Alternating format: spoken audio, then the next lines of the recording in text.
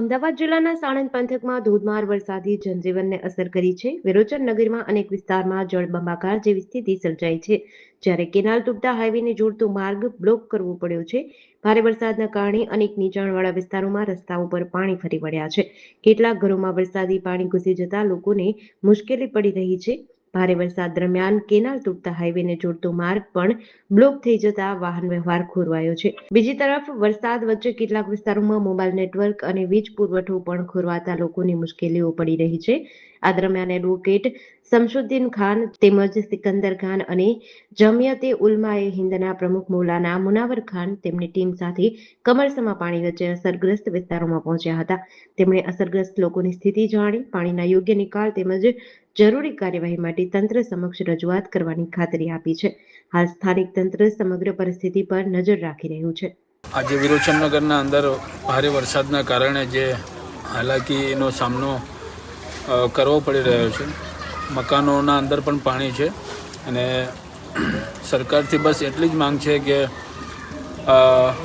લોકોની સમસ્યા જે છે, લોકો જે પરેશાન છે એના પર ધ્યાન દે અને ગ્રામ પંચાયત અને સાણંદ તંત્ર આખું આ જે વિસ્તારોના અંદર પાણી ભરાયેલા છે એ લોકોની દુઃખના અંદર સામેલ થવાની કોશિશ કરી.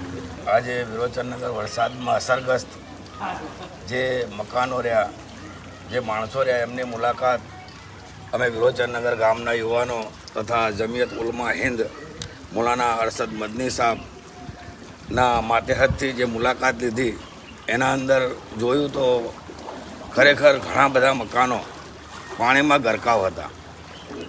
જે ખરેખર પાણીના નિકાલ માટે પ્રશાસનની બેદરકારી છે.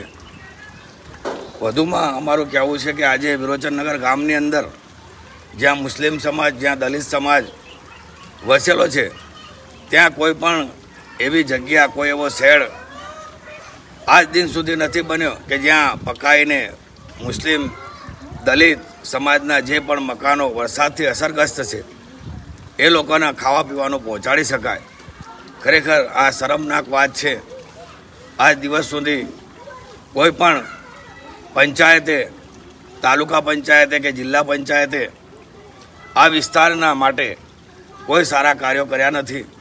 અને અલ્હમ્દુલિલ્લાહ આજે વિરોચનનગર ગામના નવજવાનો અને જમિયત ઉલમા હિન્દના માતેહતથી અમે કોશિશ કરીશું કે જે મુસ્લિમ સમાજની અંદર જે આવી બધી તકલીફો ઊભી થાય છે, દર વર્ષે વરસાદના કારણે જ્યાં મકાનવાળાઓ જ્યાં દુઃખી થાય છે, જ્યાં તકલીફ પડે છે, એનું જલ્દીથી જલ્દી નિરાકરણ આવે. જેડીસી ન્યૂઝ સાથે અખ્તર પઠાણ સાથે ફઝલ ખાન પઠાણ, સાણંદ.